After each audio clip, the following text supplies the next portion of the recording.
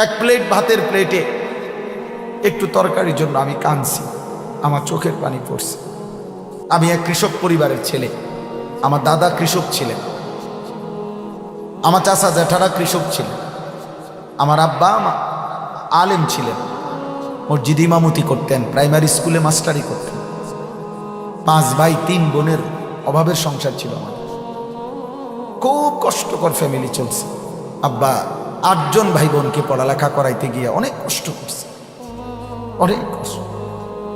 এক প্লেট ভাতের প্লেটে একটু তরকারির জন্য আমি কাঁদছি, আমার চোখের পানি পড়ছে। গুনে গুনে চলতাম। বড় ভাই হিসাব করে দিছে 2টা পরোটা 2 টাকা করে, 4 টাকা তখনকার সময়, 2 টাকার ডাল ভাজি, এতটুকুই তো নাস্তা করছি। মন চাইলেও কোনোদিন এর বেশি, কোনোদিন কিছু নিতে পারিনি। ঠিক 6 টাকা গুণা। এই জন্য আমি জনপ্রিয়তা দিয়ে করবো কি ভাই?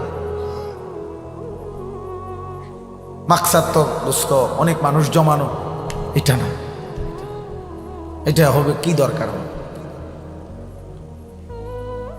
জনপ্রিয়তা ধোঁকা, ধোঁকা। কারো জনপ্রিয়তা দিয়া বক্তারও কোনো লাভ হয় না, শ্রোতারও কোনো লাভ হয়। আমারে যদি এক